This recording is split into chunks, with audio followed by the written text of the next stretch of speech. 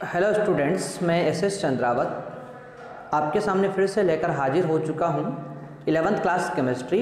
और इस 11th class chemistry के अंदर अपन चर्चा कर रहे हैं उष्मागतिकी या थर्मोडायनेमिक्स लेसन 6 के बारे में। देखिए, थर्मोडायनेमिक्स के अंदर अपनी पिछले वीडियो के अंदर चर्चा हुई थी दाब आयतन कार्य के बारे में। मैंने आप लोगों को दाब आयतन कार्य का एक फॉर्मूला बताया था, W = P external delta V। ठीक है, तो ये फॉर्मूला मैंने आप लोगों को पिछले वीडियो के अंदर बता दिया है। आशा करता हूँ आप लोगों को वो चीज़ जो है बिल्कुल समझ में आई होगी। अब उसी के बारे में थोड़ी सी आगे अपन चर्चा बढ़ाते हैं। अब सुनो ध्यान से, देखो अपन बात कर रहे हैं कार्य से संबंधित, और आपको पता होना चाहिए कि यदि प्रक्रम उत्क्रमणीय होता है, यदि प्रक्रम क्या हो, उत्क्रमणीय। उत्क्रमणीय का मतलब जहाँ पर संपीड़न भी हो, जहाँ पर प्रसार भी हो, दोनों कार्य एक साथ हो रहे हैं तो उसे बोलेंगे उत्क्रमणीय प्रक्रम।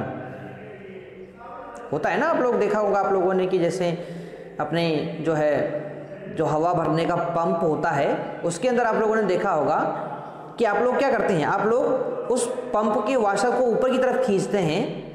तो जैसे आप लोगों ने ऊपर की तरफ खींचा तो उसके अंदर गैस भर जाती है, यानी कि गैस का क्या हुआ, प्रसार हुआ। और जब आप लोग उसको दबाते हैं तो गैस का क्या होता है, संपीड़न होता है।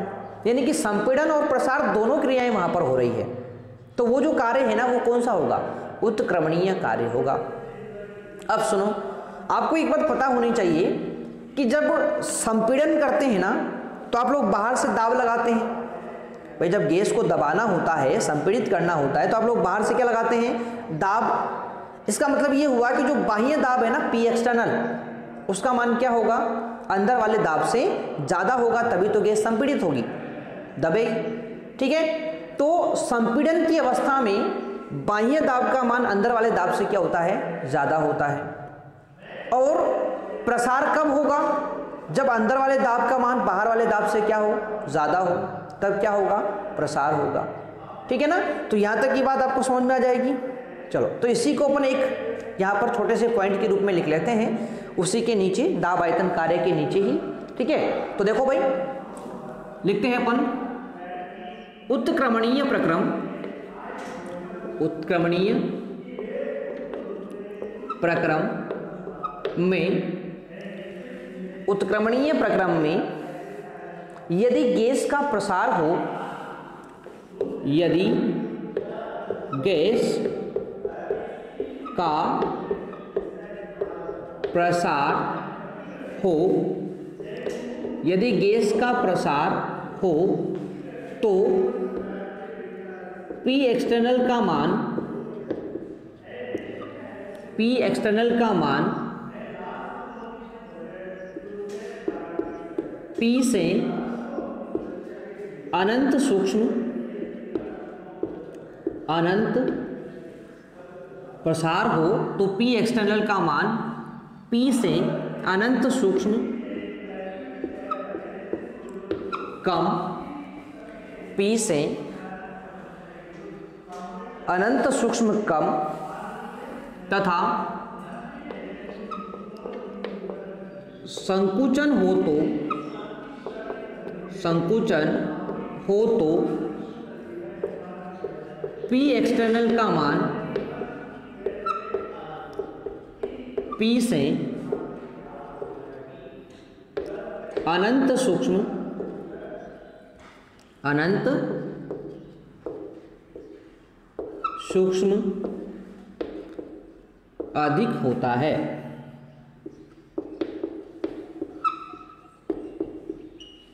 अनंत सूक्ष्म अधिक होता है। ठीक है भाई, अब बात करें अपन यहाँ पर दो चीजों की बात कर रहे हैं ना अपन, एक तो प्रसार में बात कर रहे हैं, एक बात कर रहे हैं संकुचन में या संपीड़न आप लोग बोल सकते हो, संकुचन में।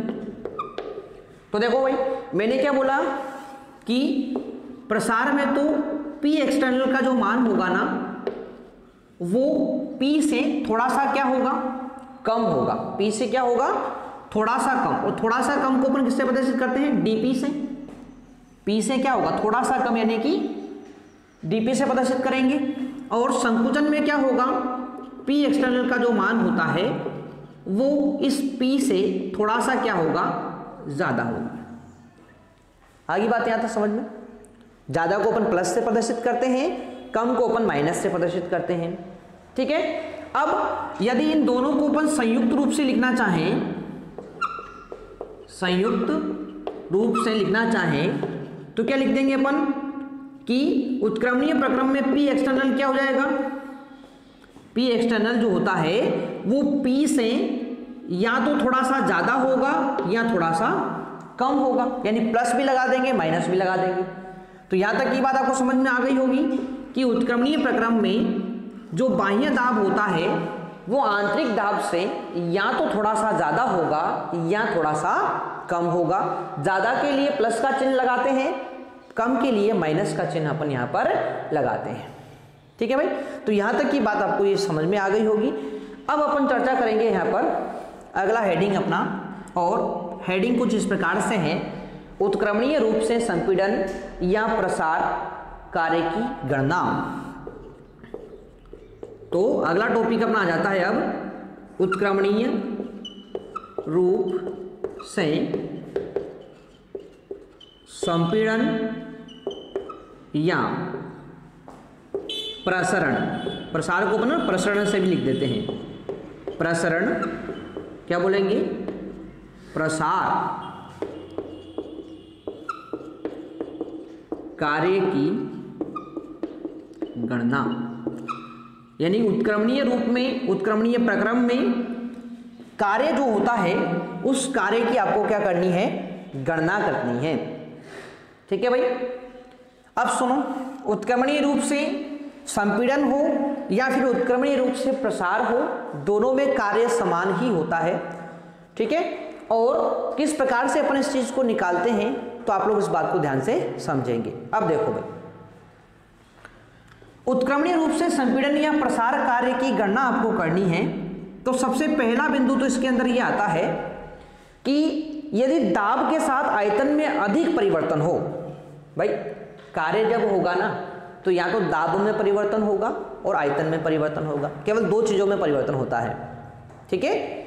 दाब में परिवर्तन होता है और आयतन में। जब भी कार्य होता है किसी वस्तु के ऊपर तो वहां पर दो चीजों में परिवर्तन होगा, एक तो दाब में और एक आयतन में। क्योंकि अपन गैस की बात कर रहे हैं। कहाँ की बात कर रहे हैं अपन, ये जो भी प्रक्रम पढ़े ना अपन ने, उत्क्रमणीय रूप से अपन ने प्रसार पढ़ रहे हैं, संकुचन पढ़ रहे हैं, ये गैसीय प्रक्रमों की बात हो रही है। और गैसीय प्रक्रमों के अंदर जो कार्य होता है ना वो दाब और आयतन पर निर्भर करता है।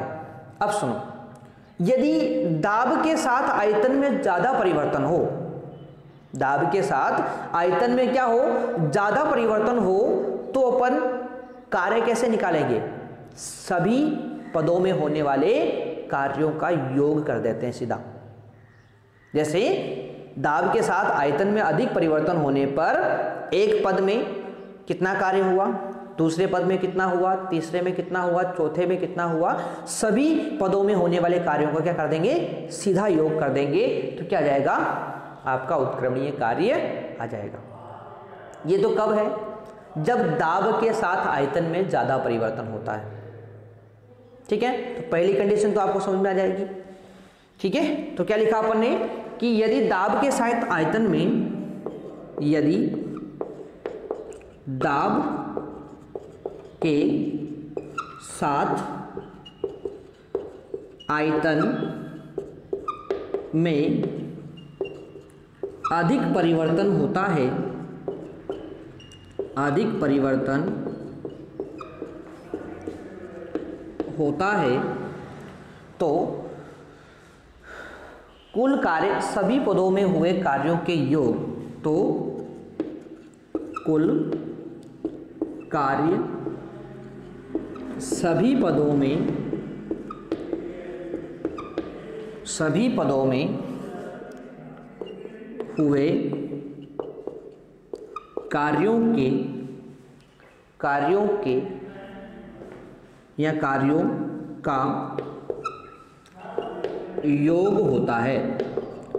यानी सभी पदों में हुए कार्यों का क्या कर दो, सीधा योग कर दो, तो आपका क्या आ जाएगा, कार्य आ जाएगा। अब सुनो भाई ध्यान से, मैंने आप लोगों को कार्य का फॉर्मूला क्या बताया था, W बराबर minus P external delta we आपको बताया था। ये बताया था, क्या बताया था, माइनस का पी एक्सटर्नल डेल्टा वी, ये फॉर्मूला आपको मैंने कार्य का बताया था।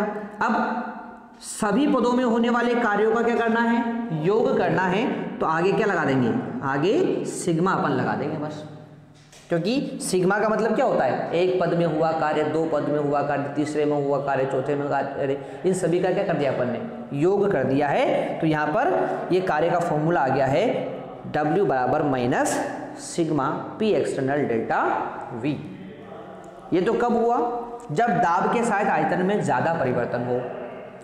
अब बात आती है कि जब दाब के साथ आयतन में बहुत कम परिवर्तन हो, तब कार्य कैसे निकालेंगे, ठीक है ना। ज्यादा परिवर्तन हुआ तो सीधा आप लोग सभी पदों में होने वाले कार्यों का योग कर देंगे, परंतु सेकंड कंडीशन कि जब दाब के साथ आयतन में बहुत कम परिवर्तन हो तो फिर कार्य कैसे निकालेंगे, उस चीज को अपन यहाँ पर समझते हैं, ठीक है भाई। तो देखो सेकंड पद यहाँ पर होता है कि यदि प्रत्येक पद में आयतन में अनंत सूक्ष्म परिवर्तन, यदि प्रत्येक पद में आयतन में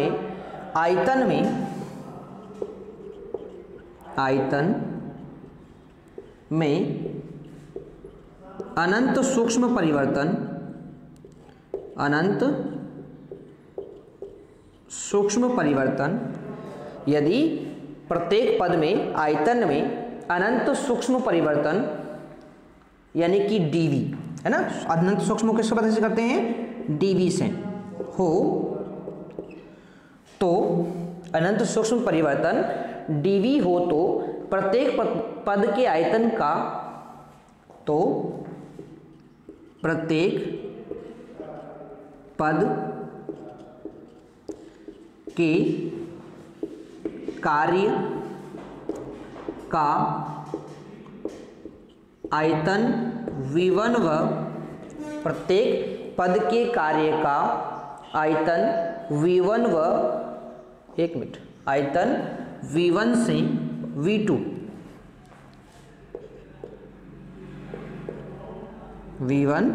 से V2 की सीमा में, V1 से V2 की सीमा में समाकलन द्वारा उत्क्रमणीय कार्य की गणना कर सकते हैं, द्वारा उत्क्रमणीय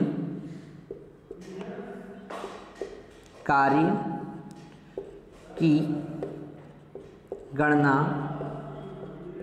कर सकते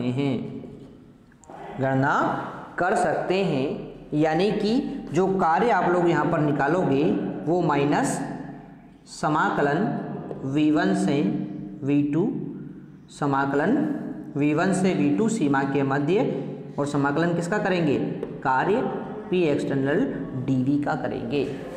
अब सुनो, ये जो दो बातें मैंने आपको बताई है ना, एक बार मैं फिर रिपीट कर रहा हूँ, ध्यान से देखना। यदि दाब के साथ आयतन में अधिक परिवर्तन होता है तो जितने पदों में परिवर्तन हुआ उन सभी पदों के कार्यों का सीधा क्या कर देंगे, योग कर देंगे, तो वहां पर कुल कार्य आ जाएगा, यानी W बराबर minus sigma P external delta V आ जाता है।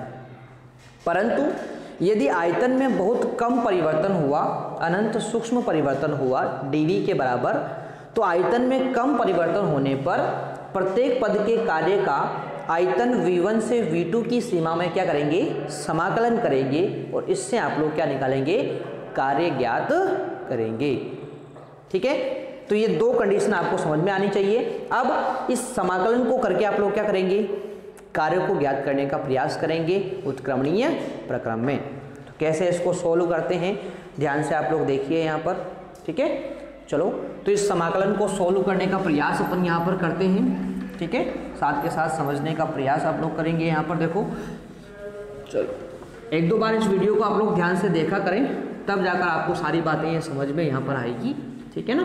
चलो देखो, अब देखो क्या लिखा अपन ने, W बराबर माइनस समाकलन सीमा कौन सी लगाई, V1 से V2 के मध्य P एक्सटर्नल dV, ये चीज़ अपन ने यहाँ पर लिख दी है। अब आप लोगों को ये बात पता होनी चाहिए, अभी अपन ने लिखा था यहाँ पर W बराबर, सुनो, P एक्सटर्नल का मान अभी अपने ने आप लोगों को बताया था, क्या बताया था मैंने, कि चूंकि उत्क्रमणीय प्रक्रम में P एक्सटर्नल जो होता है वो अभी मैंने आपको बताया था क्या होता है, P प्लस माइनस dV होता है, ये बताया था मैंने आप लोगों को भी। तो इस चीज़ को अपन कहाँ रख देते हैं, यहाँ पर रख देते हैं। तो माइनस समाकलन V1 से V2 के मध्य, सीमा लगाएंगे V1 से V2, P एक्सटर्नल की जगह पर क्या जाएगा, P plus minus dV into dV, ये चीज़ अपने पास आ जाती है। एक मिनट, थोड़ा सा गलत कर रहे हैं ना अपन, dV नहीं था, dP था ना वहाँ पर भाई, दाब में परिवर्तन था ना ये तो dP लिखेंगे अपन यहाँ पर, ठीक है, यही था, हाँ, तो यहाँ पर dV नहीं था, dP था भाई, ठीक है। चलो अब ये लिख दिया अपन ने यहाँ तक। अब क्या करेंगे, आगे सोल्व करो इसको। तो देखो ये dV जो है ये P से भी गुणा हो जाएगा, ये dP से भी गुणा हो जाएगा, तो क्या हो जाएगा यहाँ पर, सोल्व करो, माइनस समाकलन V1 से V2 के मध्य, क्या हो जाएगा यहाँ पर, P dV, P को dV से गुणा किया तो क्या हो जाएगा, P dV प्लस माइनस क्या है, dP इंटू dV हो जाएगा भाई, dP इंटू dV, ये आपको करना है। अब चूंकि आप लोगों को पता है, क्या पता है अपन को, कि भाई dP क्या है, दाब में बहुत थोड़ा सा परिवर्तन है, सूक्ष्म परिवर्तन, dV क्या है, ये आयतन में थोड़ा सा परिवर्तन है। अब दोनों थोड़े थोड़े से हैं तो ये क्या हो जाएगा, लगभग नगण्य अपन इसको मान लेंगे। तो चूंकि dP इंटू dV बराबर क्या हो जाएगा, क्योंकि थोड़े थोड़े से परिवर्तन है इसलिए क्या मानेंगे, उसको नगण्य अपन मान लेंगे। तो यहाँ पर अपने पास फॉर्मूला क्या आ जाएगा, माइनस V1 V2 और क्या जाएगा, केवल P dV यहाँ पर बचा रह जाएगा। यहाँ तक की बात समझ में आ गई। अब ये तो अपने पास एक सिंपल सा फॉर्मूला आ गया। अब अपन लगाएंगे यहाँ पर आदर्श गैस समीकरण। अब मैं आपको बता देता हूँ आदर्श गैस समीकरण क्या होती है। तो देखो भाई, आदर्श गैस समीकरण होती है PV बराबर nRT, है ना। ये समीकरण आप लोग ध्यान रखेंगे, इसको अपन लेसन 5th के अंदर अच्छे से पढ़ेंगे विस्तार से। तो अभी केवल ध्यान रखें, आदर्श गैस समीकरण क्या होती है, PV बराबर nRT होती है। अब यहाँ से मैं किसका मान निकालूं, P का मान निकालूं, तो ये V कहाँ चल जाएगा, इसके नीचे चल जाएगा, यानी nRT बटे V हो जाएगा। अब ये P का मान मैं कहाँ रख दूंगा, इस वाले फॉर्मूले में रख दूंगा, ठीक है। चलो, तो थोड़ा सा टेढ़ा हो गया ना, देखो, तो देखो यहाँ पर P का मान कहाँ रख देंगे, इस वाले फॉर्मूले में क्या जाएगा, W बराबर माइनस समाकलन V1 से V2 के मध्य क्या जाएगा, P की जगह पर आ जाएगा nRT बटे V इंटू dV आ जाएगा, ठीक है ना। तो ये फॉर्मूला अपने पास यहाँ पर आ जाएगा। आगे बात समझ में। अब आपको पता होना चाहिए कि nRT जो होता है ना, Nb मोलों की संख्या है जो स्थिरांक होती है, R गैस स्थिरांक है और तापमान भी क्या होता है, स्थिर। तो जो चीज़ स्थिर होती है उसको बाहर ले लेते हैं, तो क्या जाएगा, nRT तो बाहर आ गया। अब अंदर क्या बचा, अंदर बचा है, ऊपर तो बचा dV और नीचे क्या बचा, V।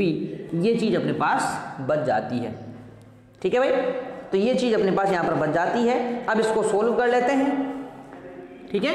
तो सोल्व किस प्रकार से करेंगे, ध्यान से देखो, W बराबर माइनस nRT, समाकलन जैसे हटाते हैं तो क्या आएगा, ln आएगा, ठीक है। अब पहले V2 से गुणा करेंगे V को, तो क्या जाएगा, V2 बटे फिर किससे गुणा करेंगे, V1 से, तो यहाँ पर आ जाएगा अपने पास ln V2 बटे V1। तो ये चीज़ अपने पास आ जाती है, ठीक है। अब चूंकि आपको पता होना चाहिए ln बराबर क्या होता है 2.303 log होता है, तो इस ln की जगह पर क्या लिख देंगे 2.303 log लिख देंगे, तो माइनस nRT और यहाँ क्या लिखेंगे अपन 2. इसको गुणा में लिखेंगे ना अपन यहाँ पर, हाँ तो गुणा लगा देते हैं यहाँ पर 2.303 log V2 अपॉन V1, ये चीज अपन यहाँ पर लिख देंगे भाई, ठीक है।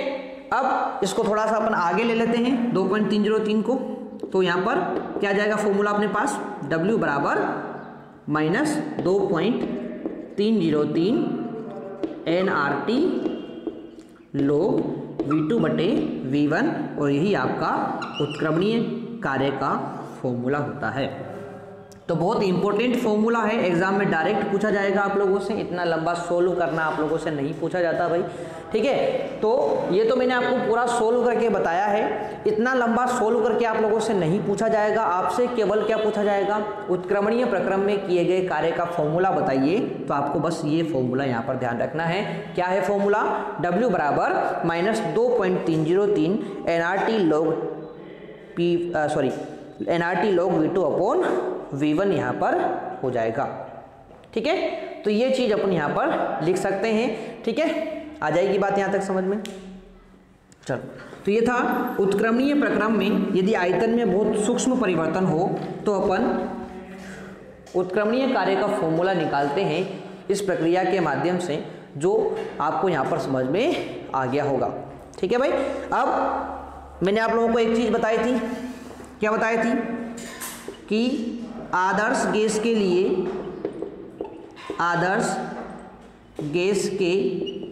लिए मैंने आपको बताया था P1 V1 बराबर P2 V2 होता है ना। पर फिर भी ध्यान रखना, यदि नहीं भी बताया हो तो भी क्या लिखेंगे अपन, वैसे इसको 5th लेसन में पढ़ेंगे अपन, क्या होता है P1 V1 बराबर P2 V2 होता है।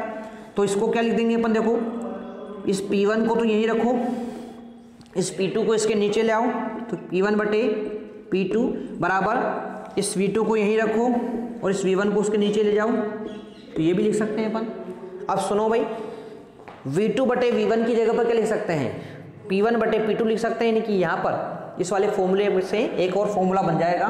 क्या फॉर्मूला बन जाएगा भाई, कार्य का W बराबर माइनस 2.303 nRT log V2 बटे V1 की जगह क्या लिख देंगे P1 बटे P2 भी अपन लिख सकते हैं, तो ये भी आपका उत्क्रमणीय कार्य का ही फॉर्मूला होता है,